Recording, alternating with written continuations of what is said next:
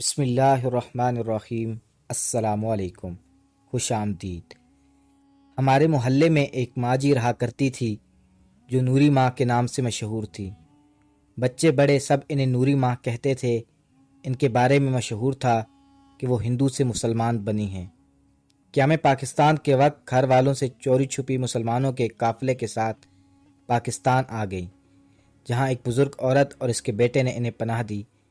میرا بہت دل کرتا تھا کہ ان سے پوچھوں کہ وہ کیسے ہندو سے مسلمان بنی، کیا وجہ رہی کہ اپنا گھر چھوڑ کر پاکستان آ گئی۔ ایک دن میں ان کے گھر چلی گئی اور اصرار کرنے پر انہوں نے اپنی کہانی بیان کی۔ انہوں نے بتایا کہ میری آنکھ ایک ہندو گھرانے میں کھلی جہاں عورتوں کو پاؤں کی جوتی سمجھا جاتا۔ پتا جی یعنی ابا جی جب مرضی ماتا کو مارنا شروع کر دیتے، ماتا بھی ان کی مار پرساد سمجھ کر کھا لیتی۔ ہماری ذات بھی سب سے نچلی تھی۔ بڑی ذات کے لوگ ہم سے ایسے دور بھاگتے جیسے ہمیں کوئی اچھوت کی بیماری ہو۔ دبی زبان میں اگر ماتا کو کہتی کہ وہ کیوں پتا جی کی مار کھاتی ہیں تو مجھے یہ کہہ کر چپ کروا دیتی کہ پتی بھگوان ہوتا ہے، اسی کے دم پر ہم زندہ رہتے ہیں۔ مجھے ان کی یہ بات سمجھ نہ آتی۔ ایک دن سمجھ آئی جب ہمارے ہمسائے میں ایک جوان عورت کا پتی فوت ہو گیا۔ اس دوران میں نے دیکھا کہ کچھ سہاگن عورتیں اس کے ہاتھوں میں پہنی چوڑیاں، کانوں میں پہنی بالیاں اتار رہی تھیں۔ آخر میں اسے سفید ساڑی پہنا دی گئی۔ سفید ساڑی پہننے کے بعد اس کے سر کے بال صاف کر دیے گئے، جسے عام زبان میں ٹنڈ کرنا کہتے ہیں۔ یہ سب میں اپنی ہوش میں پہلی دفعہ دیکھ رہی تھی۔ تبھی کچھ لوگوں نے کہا کہ یہ منحوس زندہ رہ کر کیا کرے گی، پتی ہی سے تو زندگی ہوتی ہے، اسے ستی کر دیا جائے۔ البتہ ودیا کی ماتا نے اپنی بیٹی کو ستی کروانے سے منع کیا، لیکن وہاں کون سنتا بھلا۔ ستی رسم میں بیوہ عورت کو اس کے پتی کے ساتھ جلا دیا جاتا ہے۔ جو عورت یہ رسم کروا لیتی ہے، ہندو سمجھتے ہیں کہ اس نے بہت بڑا کام کیا ہے، بھگوان اسے سورگ میں جگہ دے گا۔ دوسری صورت میں اس کے سر کے بال کاٹ دیے جاتے ہیں۔ ہمیشہ سفید ساڑی ہی پہنی ہوتی ہے۔ کسی تہوار میں اس کا شامل ہونا بھی منحوس سمجھا جاتا تھا۔ ہم بچوں کو ایک کمرے میں بند کر دیا گیا۔ اس وقت میری عمر 9-10 سال کے درمیان تھی، لیکن میں کھڑکی سے باہر نکل آئی اور شمشان گھاٹ کی طرف چلنے لگی۔ شمشان گھاٹ پہنچتے ہی ایک درخت کے پیچھے چھپ گئی اور وہاں کا منظر دیکھنے لگی۔ کچھ رسم ادا کرنے کے بعد چتا کو آگ لگا دی گئی۔ پھر ایک جانب سے شور اٹھا۔ کچھ عورتیں ودیا کاکی کو رسیوں میں باندھ کر لا رہی تھیں۔ شاید وہ آنا نہیں چاہ رہی تھی، لیکن وہ عورتیں اسے زبردستی لا رہی تھی۔ ودیا کاکی بھگوان کی بہت پوجا کرنے والی عورت تھی، لیکن آج اسے کوئی بچانے نہیں آ رہا تھا۔ ودیا کاکی کو زبردستی لٹا دیا گیا اور آگ لگا دی گئی۔ اس دوران پنڈت جی کچھ منتر پڑھنے لگے۔ یہ سارا منظر دیکھ کر میں سکتے میں آ گئی۔ ودیا کاکی کی چیخیں تھم چکی تھی، شاید وہ بھی بھگوان کے پاس چلی گئی۔ بھگوان اس عورت کو سورگ میں جگہ دے، پنڈت جی نے کہا۔ اس دن ماتا کی یہ بات سمجھ آئی کہ پتی کی وجہ سے ہم ہی زندہ ہیں۔ میں گھر واپس آ گئی۔ بہت سے سوال تھے ذہن میں۔ کیا ساری دنیا کی عورتوں کے ساتھ ایسا ہوتا ہے یا صرف ہمارے مذہب میں؟ تبھی میرے دماغ میں نوری آئی جو میری کلاس فیلو تھی۔ ہمارے گاؤں میں ایک ہی سکول تھا جہاں بس 15-20 لڑکیاں پڑھنے آتی تھی۔ ہمیں بس اتنی تعلیم ملتی وہاں کی دستخط کرنے آ جائیں۔ کچھ عرصہ پہلے نوری کے پتا اس دنیا سے چلے گئے، لیکن اس کی امی کو نہ جلایا گیا، بلکہ مسلمانوں میں تو زمین میں دفن کر دیتے ہیں۔ پھر نوری کی ماتا جی کو کیوں نہ دفن کیا گیا؟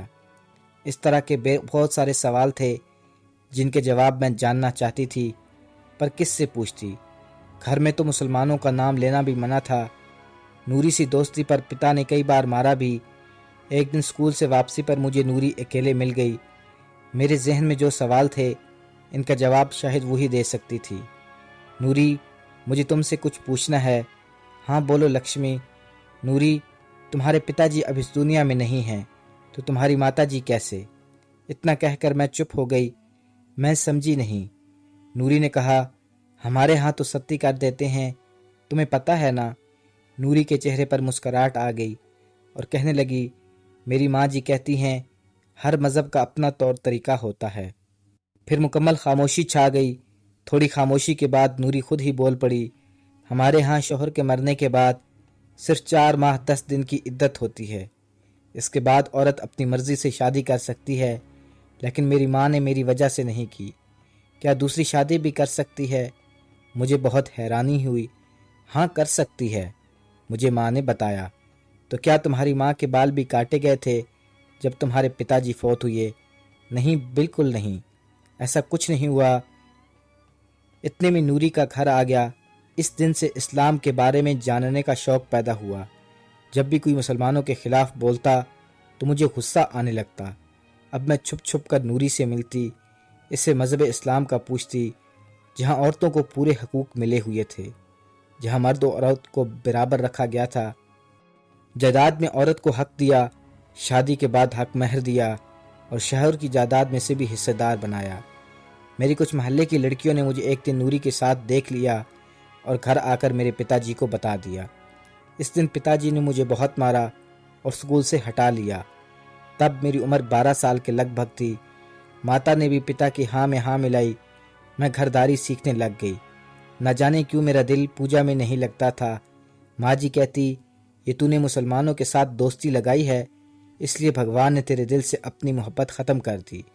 تو معافی مانگ بھگوان سے، مندر جایا کر، ہو سکتا ہے تجھے وہ معاف کر دے۔ لیکن یہ سب کرنے کے بعد بھی میرا دل مطمئن نہیں تھا۔ 16 سال کی عمر کو پہنچتے ہی پتا جی نے میری شادی آکاش سے کروا دی۔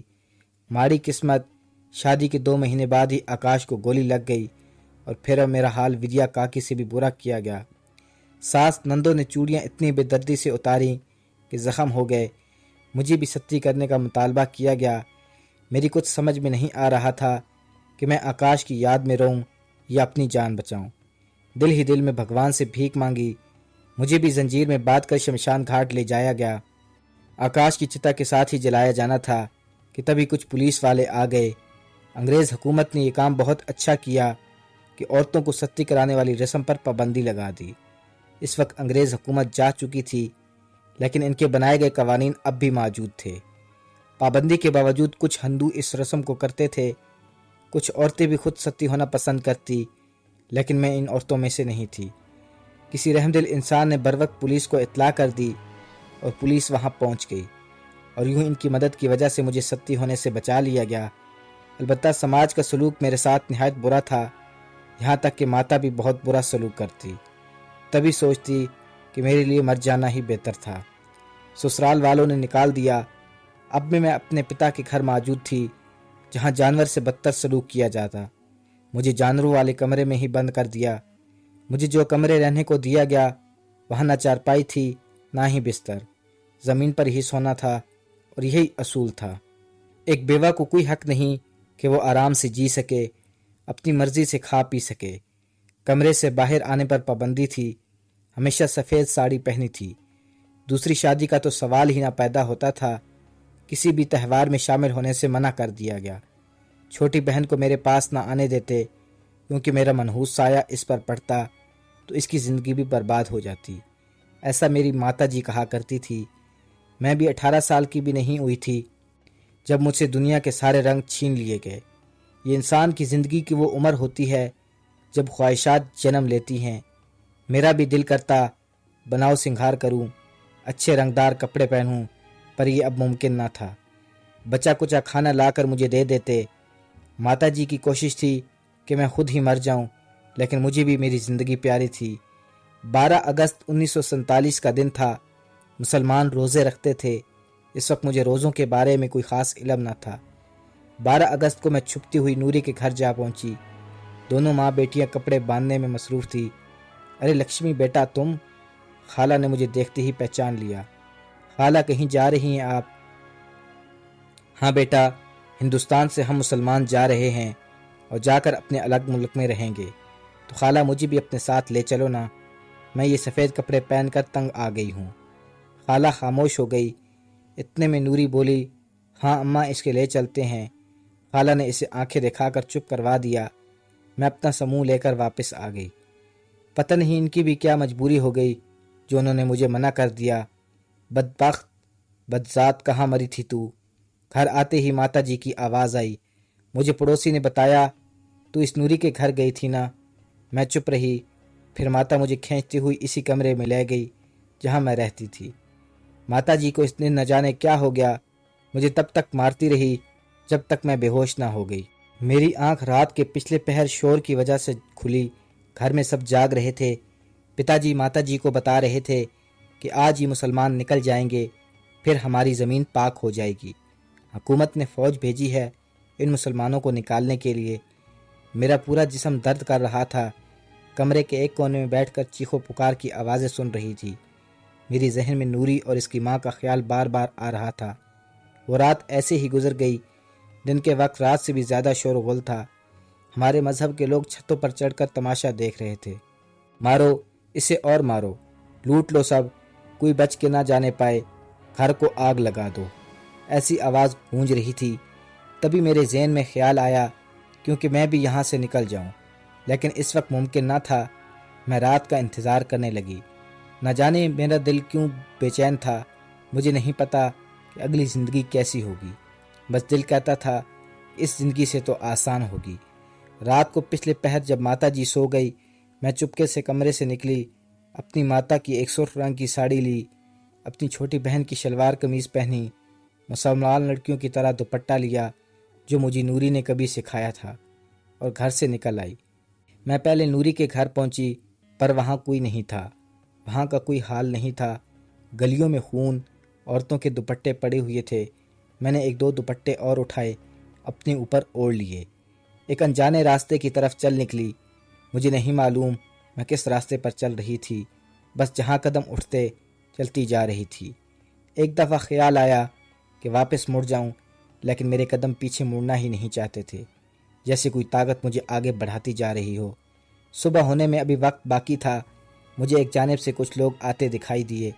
وہ تقریباً 15-20 لوگ تھے، کچھ مرد اور کچھ عورتیں، ساتھ کچھ سامان تھا۔ ان کا حال دیکھتی ہی میں سمجھ گئی کہ یہ مسلمان ہیں اور پاکستان جا رہے ہیں۔ میں بھی اس قافلے سے جا ملی۔ کون ہو تم؟ وہاں ایک شخص نے سوال کیا۔ میں کچھ نہیں بول پائی، چپ رہی۔ بتاؤ بھی کون ہو تم؟ ہمارے پاس زیادہ وقت نہیں۔ وہی شخص دوبارہ بولا، جی میں بھی پاکستان جا رہی ہوں۔ میں نے کہا۔ وہ لوگ آپس میں خسر پسر کرنے لگے۔ دیکھو بی بی، ہمارے ساتھ ہماری اپنی مائیں بہنیں ہیں، ان کو بھی ہندوؤں سے بچانا ہے، تمہاری ذمہ داری نہیں لے سکتے، جاؤ یہاں سے، کسی اور کے ساتھ آ جانا۔ وہی شخص بولا۔ میں خاموشی سے واپس مڑنے لگی، تبھی ایک بوڑھی عورت نے کہا، رکو بیٹی، تمہارے گھر والے کدھر ہیں؟ اس سوال پر میں چپ ہو گئی۔ کیا ان کو بھی ان کنبختوں نے مار دیا؟ میری خاموشی پر وہ خود ہی بول پڑی۔ میں نے دل ہی دل میں سوچا، ہاں مر ہی گئے میرے لیے وہ۔ کچھ جواب نہ پا کر وہ بولی، چلو بیٹی تم میرے ساتھ چلو، لیکن ماں جی ہم کیسے لے جائیں؟ اسے تمہیں تو پتہ ہے فوجی کبھی بھی آ سکتے ہیں، تم لوگوں کی حفاظت کریں یا اس لڑکی کی، اور ہے بھی جوان۔ گھر سے نکلتے وقت اپنی بیٹیوں کا خود گلے کوٹ کر نکلے ہیں تو اسے کیوں ساتھ لے چلیں؟ وہی شخص مجھے حقارت بھری نگاہ سے دیکھتے ہوئے بولا، دیکھ پتر، ہماری حفاظت صرف اللہ کر سکتا ہے اور کوئی نہیں۔ میں نے اپنی زندگی میں بھی اللہ کے حوالے کر دی اور یہ لڑکی بھی کر دی۔ تمہیں ضرورت نہیں ہماری فکر کرنے کی۔ اپنی بیٹیوں کے ساتھ ایسا سلوک تم لوگوں نے اپنی مرضی سے کیا۔ خود کی طاقت سے زیادہ اللہ پر یقین رکھتے تو تمہاری بیٹیوں کے قتل جیسا گناہ نہ کرنا پڑتا۔ وہ ماں جی قدر روب اور غصے سے بولی، پھر مجھ سے مخاطب ہوئی، آؤ بیٹی تم میرے ساتھ آؤ۔ قافلہ چل پڑا۔ ابھی ہم کچھ ہی دور گئے تھے، کچھ لوگ ہاتھوں میں ڈنڈے کلہاڑی لیے آ گئے۔ قافلے میں شور اٹھ گیا، حملہ ہو گیا، بھاگو یہاں سے۔ میری کچھ سمجھ میں نہیں آ رہا تھا کہ میں کیا کروں۔ میں نے جلدی سے ماں جی کو سہارا دیا اور وہاں سے چل پڑے۔ شاید ہم دونوں کو وہاں سے آتے وقت کسی نے نہیں دیکھا، یا پھر ہماری حفاظت کی ذمہ داری ہم نے جیسے سونپی تھی اس نے ہم دونوں کو ان کی نظروں سے اوجھل کر دیا۔ چلتے چلتے بہت دور نکل آئے اور ایک درخت کے نیچے بیٹھ گئے۔ ماں جی آپ کیوں رو رہی ہیں؟ اچانک ماں جی رونے لگی۔ پھر انہوں نے جو کہا وہ میرے ہوش اڑانے کے لیے کافی تھا۔ بیٹی تم مسلمان نہیں لگتی۔ یہ سن کر میں کانپ گئی۔ مجھے لگا یہ بھی مجھے دھتکار دیں گی اور یہاں سب کو بتا دیں گی کہ میں ہندو ہوں۔ یہاں آئے ہر مہاجر ہندوؤں کے ظلم کی داستان ایک دوسرے کو سنا رہے تھے۔ جب ان کو پتہ چلے گا کہ میں بھی ہندو ہوں تو میرا کیا حال کریں گے؟ ان کی مظالم کا بدلہ مجھ سے لیں گے۔ میں بہت ڈر گئی تھی اور اور ماں جی کے قدموں میں بیٹھ کر رونے لگی۔ کیوں روتی ہو بیٹی؟ مجھے بتاؤ، کیا تم مسلمان نہیں ہو سکتا ہے میں تمہاری کوئی مدد کر سکوں۔ جی، میں مسلمان نہیں ہوں، پر ہونا چاہتی ہوں۔ میرے منہ سے یہ سن کر وہ بہت حیران نہیں ہوئی، بلکہ ان کے چہرے پر ایک مسکراہٹ آ گئی جس سے مجھے اطمینان ملا۔ اٹھو بیٹی، تم میرے پاس بیٹھو اور مجھے بتاؤ تم یہاں کیوں آئی۔ میں نے اپنی شروع سے لے کر آخر تک کی داستان سنا ڈالی۔ میری داستان سننے کے بعد انہوں نے مجھ سے گلے لگایا اور کہنے لگی، میں تمہیں وہیں پہچان گئی تھی جب تم نے پوچھا کہاں ہے اللہ، لیکن تم سے کچھ نہیں کہا کیونکہ اللہ کی یہی مرضی تھی۔ بیٹی، اللہ ہر جگہ موجود ہے، اپنے بندوں کو اکیلا کہیں نہیں چھوڑتا۔ میں نے اپنی تمہاری اور حسن علی کی زندگی کو اللہ کے ہاں سونپا تھا، اور دیکھو اس نے ہماری کیسے حفاظت کی۔ جی ماں جی، آپ مجھے بھی اپنے مذہب میں شامل کر لیں۔ آپ کو اللہ کی قسم یہاں کسی کو میرے بارے میں نہ بتائیے گا۔ بیٹی، اللہ صرف میرا نہیں، وہ سب کا بھی ہے اور تیرا بھی، بس بندے اسے اپنا نہ سمجھیں، وہ الگ بات ہے۔ اور اگر تو چاہتی ہے تو تیرا یہ راز ہم دونوں میں ہی رہے گا۔ کیا اللہ میرا بھی ہے؟ میں نے پوچھا۔ ہاں بیٹی، تیرا بھی ہے، تبھی تو تجھے بحفاظت یہاں تک پہنچا دیا، ورنہ کتنی ہی جوان لڑکیاں اپنی عزت اور جان گنوا بیٹھی۔ نہ جانے اسے تیری کون سی بات پسند آ گئی جو بحفاظت یہاں تک پہنچ گئی، لیکن میں تو ابھی مسلمان نہیں ہوئی، تو کیسا اللہ میرا بھی ہو گیا؟ میرے سوال پر وہ مسکرا اٹھی، کیونکہ تیرا دل اسلام قبول کر چکا ہے، تب ہی سے جب تو نے نوری سے اسلام کے متعلق پوچھا تھا، بس تب سے وہ تیری حفاظت کرتا رہا اور ہمیشہ کرے گا۔ تو بتا، مجھے تو اکیلی گھر سے نکلی اور کچھ نہ ہوا، تمہیں جب کہ اس وقت حالات بھی بہت برے تھے، فوج کتوں کی طرح مسلمان لڑکیوں کی تلاش میں تھی، تو نے کپڑے بھی مسلمانوں کی طرح پہنے، پھر تو کیسے بچ گئی؟ میں واقعی سوچ میں پڑ گئی۔ پھر ماں جی کہنے لگی کہ تجھے اللہ نے بچایا، اس نے تجھے تیری بری نظروں سے بچایا۔ قافلے میں حملے کے وقت ہم دونوں بھاگ نکلی، اللہ نے ہمیں بچایا، کیونکہ ہم نے اسے اپنا آپ اسے سونپ دیا تھا۔ کسی کو نظر نہیں آتا، لیکن اسے سب نظر آتا ہے، دلوں کے حال سے بھی واقف ہے۔ ماں جی کی باتیں دل کو لگی، بہت خوش تھی میں اپنے فیصلے پر، اللہ کے لیے دل میں بہت محبت اٹھ رہی تھی۔ مجھے ایک بار بھی گھر والوں کی یاد نہ آئی۔ بیٹی، اسلام میں آنے کے لیے تجھے اللہ کے ساتھ اس کے رسول حضرت محمد صلی اللہ علیہ وسلم پر بھی یقین کرنا ہوگا۔ عورت کو سب سے زیادہ عزت اس دنیا میں محمد صلی اللہ علیہ وسلم نے دی ہے، ورنہ ان کے آنے سے پہلے بیٹی کو زندہ دفن کر دیا جاتا۔ ماں جی، آپ مجھے ساری تعلیمات دے دیں اور مجھے مسلم نام بھی دے دیں۔ ماں جی نے مجھے دار اسلام میں داخل کر لیا، مجھے کلمہ پڑھنا سکھایا اور دین کی تعلیمات دی، نماز روزہ سب سکھایا، رسول صلی اللہ علیہ وسلم کے بارے میں بتایا، تمام انبیاء اور صحابہ کے قصے بتائے، مسلمان لڑکیوں کی طرح پردہ کرنا، رہن سہن سب کچھ انہوں نے سکھایا، حج و عمرہ کے بارے میں بتایا۔ اسلام قبول کرنے کے بعد ماں جی نے مجھے نوری نام دیا۔ نوری نام اس لیے دیا کیونکہ ان کو لگتا تھا کہ میرے دل میں اسلام کے لیے محبت نوری نے پیدا کی۔ وہ چاہتی تو میرے سوالات کے جوابات نہ بھی دیتی، پر اس نے دیے، اور بہت اچھے طریقے سے۔ ہمیں ایک نواحی علاقے میں گھر الاٹ ہوا اور ہم یہاں آ گئے۔ ماں جی نے ایک احسان اور کر دیا، اپنے بیٹے حسن علی سے میرا نکاح کروا کے۔ حسن علی کو بھی پتہ چل چکا تھا میرا، انہوں نے بھی دل سے قبول کیا۔ میرے ماضی کا کبھی مجھے تانا نہ دیا، مجھے اتنی محبت اور عزت احترام دیا کہ بدلے میں اگر وہ مجھ سے میری جان بھی مانگتے تو پیش کر دیتی۔ میں نے اسلام سے بڑھ کر کوئی مذہب نہیں پایا، خاص طور پر عورتوں کے حوالے سے۔ جتنی عزت اسلام نے دی ہے عورت کو، کسی مذہب نے نہیں دی۔ آخر میں نوری ماں یہ کہہ کر چپ ہو گئی۔ اپنی داستان سنانے کے بعد نوری ماں کی آنکھوں میں آنسو آ گئے۔ انہوں نے کہا، یہ خوشی کے آنسو ہیں، مجھے کبھی بھی میرے باپ کی یاد نہیں آئی۔ ماں جی اور حسن علی نے اس قدر مجھے محبت دی، مجھے میرے فیصلے پر کبھی ایک سیکنڈ کا بھی پچھتاوا نہ ہوا، بلکہ ہمیشہ خوشی اور اطمینانیت محسوس ہوتی۔ بس ایک بات کا افسوس رہے گا کہ میں اپنے ماں باپ اور بہن بھائیوں کو دین اسلام نہ بتا پاؤں گی، کاش ان کو بھی میں مسلمان کر سکتی۔ دوستو، اس کہانی سے یہ پتہ چلتا ہے کہ جب انسان کے دل میں اللہ کی محبت اور دین اسلام کی محبت پیدا ہو جائے تو اللہ اس کے لیے خود ہی راستہ ہموار فرما دیتے ہیں۔ اللہ رب العزت سے دعا ہے کہ اللہ پاک ہمیں صحیح معنوں میں دین اسلام سے محبت، اپنی نبی کی محبت عطا فرمائے، آمین۔ ویڈیو کو آخر تک دیکھنے کا شکریہ۔ کمنٹ باکس میں لازمی بتائیے گا کہ آپ کو ہماری یہ ویڈیو کیسی لگی۔ شکریہ، اللہ حافظ۔